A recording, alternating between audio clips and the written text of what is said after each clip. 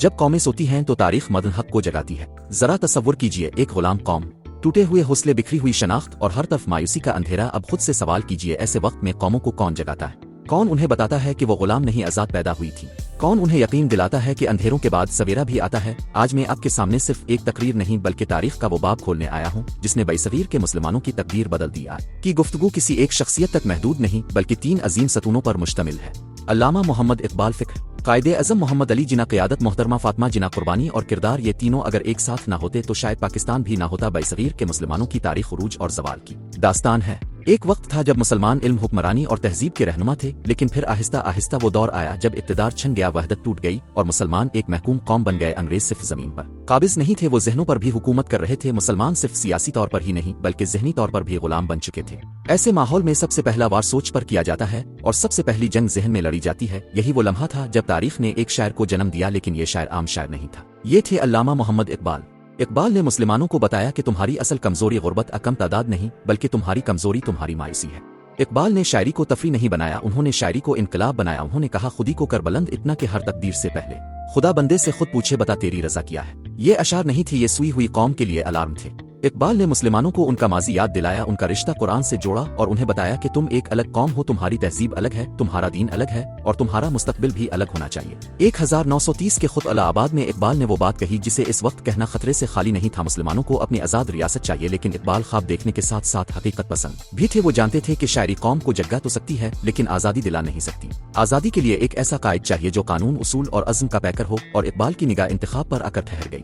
محمد علی جناح، قائد اعظم محمد علی جناح کوئی روایتی سیاستدان نہیں تھے، وہ ہجوم کو خوش کرنے والے لیڈر نہیں تھے، وہ نہ چیختے تھے نہ نعروں سے لوگوں کو بہکاتے تھے، وہ دلیل سے بات کرتے تھے، قانون سے لڑتے تھے اور اصولوں پر سمجھوتا نہیں کرتے تھے۔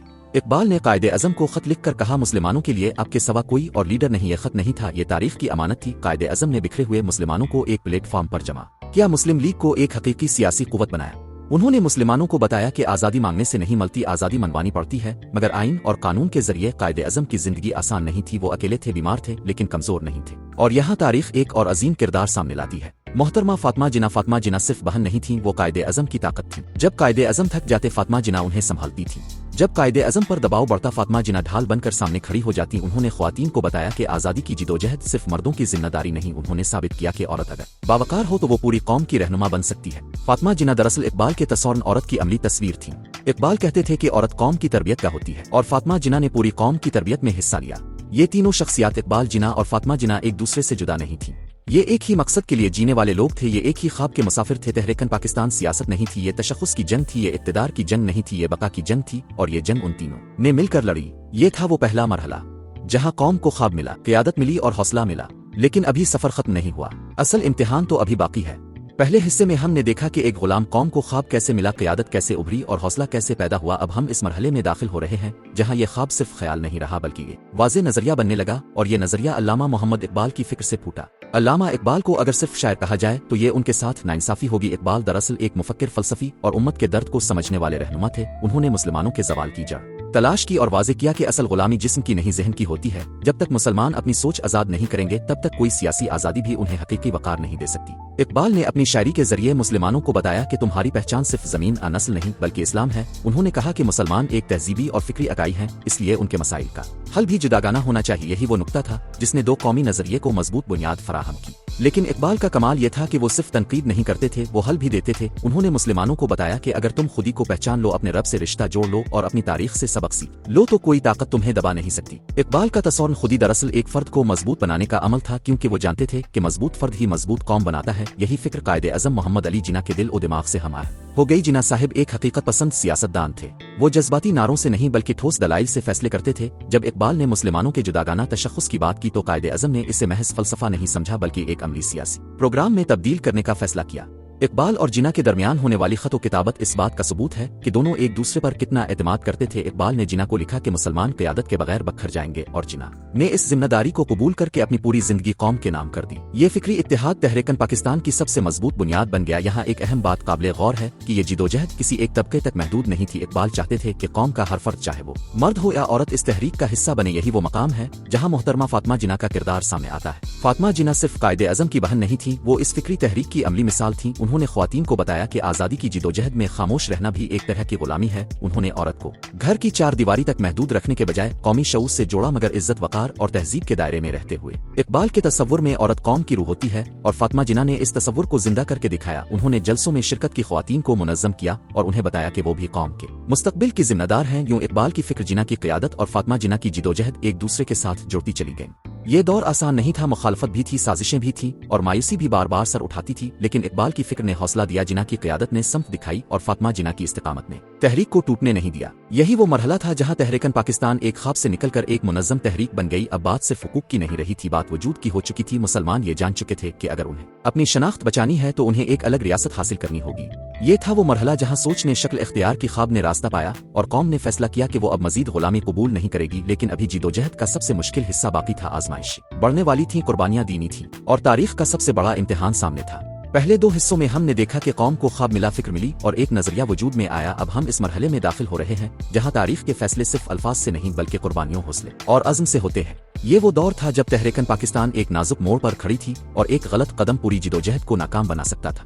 یہاں سب سے نمایاں کردار ادا کرتے ہیں قائد اعظم محمد علی جناح۔ قائد اعظم کے سامنے حالات نہایت پیچیدہ تھے، ایک طرف برطانوی سامراج کی چالاک سیاست، دوسری طرف کانگریس کی اکثریتی ذہنیت اور تیسری طرف مسلمانوں کے اندر موجود اختلافات۔ لیکن قائد اعظم کی قیادت کا کمال یہ تھا کہ انہوں نے کبھی جذبات میں آ کر فیصلے نہیں کیے۔ وہ جانتے تھے کہ تاریخ میں وہی رہنما کامیاب ہوتا ہے جو مشکل ترین حالات میں بھی اصولوں کا دامن نہ چھوڑے۔ قائد اعظم نے مسلم لیگ کو ایک عوامی تحریک میں تبدیل کیا۔ وہ گاؤں گاؤں شہر شہر گئے، مسلمانوں کو بتایا کہ یہ جدوجہد کسی ایک طبقے یا خاندان کی نہیں بلکہ پوری قوم کی ہے۔ انہوں نے مسلمانوں میں سیاسی شعور بیدار کیا اور انہیں یہ احساس دلایا کہ اگر وہ آج خاموش رہے تو آنے والی نسلیں انہیں کبھی معاف نہیں کریں گی۔ یہی وہ دور تھا جب قائد اعظم کی صحت تیزی سے گرنے لگی۔ وہ شدید بیماری کے باوجود دن رات کام کرتے رہے، لیکن یہاں تاریخ ایک بار پھر ہمیں یاد دلاتی ہے کہ عظیم رہنماؤں کے ساتھ ہمیشہ کوئی نہ کوئی خاموش طاقت موجود ہوتی ہے۔ قائد اعظم کے ساتھ یہ طاقت تھی محترمہ فاطمہ جناح۔ فاطمہ جناح اس دور میں صرف ایک بہن نہیں تھیں، وہ ایک محافظ، ایک منتظم اور ایک سپاہی تھیں۔ وہ قائد اعظم کے ساتھ ہر سفر میں رہیں، ہر جلسے میں ان کا ساتھ دیا اور ہر مشکل لمحے میں ان کے لیے سہارا بنے۔ جب قائد اعظم تھکن سے نڈھال ہوتے تو فاطمہ جناح انہیں حوصلہ دیتی اور جب مخالفین الزامات لگاتے تو وہ ڈٹ کر کھڑی ہو جاتی۔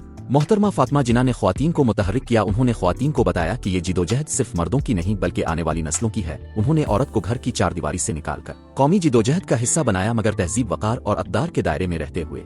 یہی اقبال کے تصور عورت کی عملی تعبیر تھی۔ ادھر علامہ محمد اقبال اگرچہ اس مرحلے پر دنیا میں موجود نہ تھے، لیکن ان کی فکر ہر جگہ زندہ تھی۔ قائد اعظم ہر بار کہتے تھے کہ اقبال کے خیالات ہی ان کے لیے مشن راہن۔ اقبال کی شاعری جلسوں میں پڑھی جاتی، ان کے افکار نوجوانوں کے دلوں میں ولولہ پیدا کرتے اور ان کا تصور پاکستان مسلمانوں کے حوصلے کو زندہ رکھتا۔ یہ دور قربانیوں کا دور تھا، مسلمان ملازمتوں سے نکالے گئے، معاشی دباؤ کا شکار ہوئے اور کئی مقامات پر تشدد کا سامنا بھی کرنا پڑا، لیکن قائد اعظم نے قوم کو کبھی مایوسی کا پیغام نہیں دیا۔ وہ کہتے تھے کہ آزادی کی قیمت ادا کرنی پڑتی ہے اور جو قوم قربانی سے گھبراتی ہے وہ تاریخ نہیں بناتی۔ 1946 کے انتخابات اس جدوجہد کا فیصلہ کن مرحلہ تھے۔ مسلم لیگ کی کامیابی نے یہ ثابت کر دیا کہ مسلمان قائد اعظم کی قیادت پر مکمل اعتماد رکھتے ہیں۔ یہ انتخاب دراصل پاکستان کے حق میں ایک عوامی ریفرنڈم تھا۔ دنیا کو یہ پیغام مل گیا کہ مسلمان ایک الگ قوم ہے اور اپنے مستقبل کا فیصلہ خود کرنا چاہتے ہیں۔ اس تمام جدوجہد میں فاطمہ جناح کا کردار مزید نمایاں ہو گیا۔ وہ جلسوں میں خواتین کو منظم کرتی، کارکنوں کی حوصلہ افزائی کرتی اور قائد اعظم کے لیے ایک مضبوط دیوار بنی رہتی۔ انہوں نے ثابت کیا کہ قوم کی طاقت صرف ہتھیاروں میں نہیں بلکہ کردار میں ہوتی ہے۔ یہی وہ لمحہ تھا جب تحریکن پاکستان ایک ناقابل واپسی مرحلے میں داخل ہو چکی تھی۔ اب پیچھے ہٹنے کا کوئی راستہ نہیں تھا۔ قائد اعظم نے واضح کر دیا تھا کہ مسلمان اب اپنا حق لے کر رہیں گے، چاہے اس کے لیے کتنی ہی قربانیاں کیوں نہ دینی پڑیں۔ یہ وہ دور تھا جب بات صرف خواب نظریے کی نہیں رہی تھی، یہ بات اب وجود کی ہو چکی تھی۔ قوم نے فیصلہ کر لیا تھا، قیادت ڈٹ چکی تھی اور قربانی کا راستہ چن لیا گیا تھا۔ اب صرف ایک مرحلہ باقی تھا، وہ مرحلہ جب خواب حقیقت بننے والا تھا، جب قربانی رنگ لانے والی تھی اور جب تاریخ کا سب سے بڑا فیصلہ ہونے والا تھا۔ اب ہم اس سفر کے اس مرحلے پر پہنچ چکے ہیں جہاں تاریخ سانس روکے کھڑی تھی۔ وہ خواب جو برسوں پہلے علامہ محمد اقبال نے دیکھا تھا، وہ جدوجہد جس کی قیادت قائد اعظم محمد علی جناح نے کی تھی اور وہ قربانیاں جن کی علامت محترمہ فاطمہ جناح تھیں، اب اپنے انجام کی طرف بڑھ رہی تھیں۔ یہ وہ لمحہ تھا جب الفاظ خاموش ہو جاتے ہیں اور عمل بولتا ہے، جب نظریات کی قیمت خون، آنسو اور ہجرت سے ادا کی جاتی ہے۔ بالآخر وہ دن آیا جس کا انتظار نسلوں نے کیا تھا، 14 اگست 1947۔ یہ دن محض ایک تاریخ نہیں تھا، یہ غلامی کے طوق کے ٹوٹنے کا دن تھا۔ یہ دن اس بات کا اعلان تھا کہ مسلمان ایک الگ قوم ہے اور انہوں نے اپنی شناخت کے تحفظ کے لیے ایک آزاد ریاست حاصل کر لی ہے۔ لیکن یہ آزادی آسانی سے نہیں ملی، اس کے پیچھے لاکھوں قربانیاں، بے شمار آنسو اور ناقابل بیان دکھ چھپے ہوئے تھے۔ قام پاکستان کے ساتھ साथ ही हिजरत का एक ऐसा अलमिया शुरू हुआ जिसकी मिसाल तारीख में कम ही मिलती है। लाखों मुसलमान अपने घर जमीनें और यादें छोड़कर एक अनदेखे वतन की तरफ रवाना हुए। काफिलों पर हमले हुए, बस्तियां उजड़ गईं, माएं बच्चों से बिछड़ गईं और बापों ने लाशें उठाईं, लेकिन इस तमाम कर्ब के बावजूद लोगों के दिलों में एक उम्मीद जिंदा थी, अपना वतन। इस नाजुक तरीन दौर में कायदे अज़म मोहम्मद अली जिन्ना की क़यादत एक बार फिर आजमाइश में थी। वो शदीद अलील थे, जिस्मानी तौर पर कमजोर थे, मगर उनका अज़्म फौलाद की तरह मजबूत था। उन्होंने नई रियासत की बुनियाद कानून, इंसाफ और मसावात पर रखने का ऐलान किया। कायदे अज़म ने वाज़े अल्फाज में कहा कि पाकिस्तान में हर शहरी बराबर होगा और रियासत का फर्ज होगा कि वो अपने कमजोर तरीन फर्द का भी तहफ़्फ़ुज़ करे। ये दरअसल अल्लामा इकबाल के तसव्वुर रियासत की अमली शक्ल थी। इसी मरहले पर मोहतरमा फातिमा जिन्ना का किरदार और भी नुमायां हो जाता है। वो सिर्फ कायदे अज़म की तीमारदार नहीं थी, बल्कि एक कौमी माँ की हैसियत से बेघर मुहाजिरीन के जख्मों पर मरहम रख रही थी। वो कैंपों में जाती ख्वातीन और बच्चों की दिलजुई करती और लोगों को यकीन दिलाती कि ये कुर्बानियां रायगा नहीं जाएंगी। इसीलिए कौम ने उन्हें मादर मिल्लत का खिताब दिया। कायदे अज़म की वफात के बाद ये जिम्मेदारी मजीद बढ़ गई। एक नौज़ायदा रियासत, सियासी इंतशार और नजरियाती खतरात। ऐसे में फातिमा जिन्ना इकबाल और जिन्ना दोनों के मिशन की मुहाफिज बनकर सामने आए। उन्होंने आमरियत, नाइंसाफी और आइन शिकनी के खिलाफ आवाज बुलंद की। उन्होंने साबित किया कि क़यादत सिर्फ इक़्तिदार में रहकर नहीं, बल्कि उसूलों पर डट जाने से भी की जाती है। यहाँ हमें अल्लामा मोहम्मद इकबाल को एक बार फिर याद करना होगा। अगरचे वो काम पाकिस्तान से पहले इस दुनिया से रुखसत हो चुके थे, मगर उनकी फिक्र पाकिस्तान की रूह में शामिल थी। इकबाल का तसव्वुर खुद ही उनका ख्वाब पाकिस्तान और उनका पैगाम अमल नई रियासत के लिए फिक्री रहनुमाई फराहम करता रहा।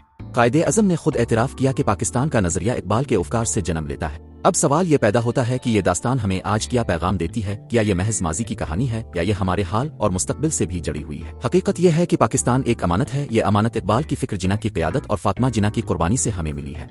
अगर हम इस अमानत की हिफाजत न कर सके, अगर हम ज़ाती मुफादात को कौमी मुफाद पर तरजीह दें, अगर हम उसूलों को कुर्बान कर दें, तो तारीख हमें कभी मुआफ़ नहीं करेगी। आज हमें खुद से एक वदा करना होगा। वदा ये कि हम इकबाल की फिक्र को किताबों तक महदूद नहीं रखेंगे। वदा ये कि हम जिन्ना के उसूलों को नारों तक महदूद नहीं रखेंगे। वदा ये कि हम फातिमा जिन्ना की कुर्बानी को तारीख के सफ़हात में दफन नहीं होने देंगे। आइए अहद करें, हम सोच में इकबाल बनेंगे, किरदार में जिन्ना बनेंगे और इस्तिकामत में फातिमा जिन्ना बनेंगे। क्योंकि कौमें तभी जिंदा रहती हैं जब वो अपने मोहसिनों को याद रखती हैं, और तभी तरक्की करती हैं जब उनके रास्ते पर चलती हैं। ये था वो सफर, ख्वाब से हकीकत तक, फिक्र से अमल तक और कुर्बानी से आज़ादी तक। पाकिस्तान जिंदाबाद, कायदे अज़म जिंदाबाद, अल्लामा इकबाल पाइंदाबाद, मादर मिल्लत फातिमा जिन्ना जिंदाबाद। Subscribe for next topic.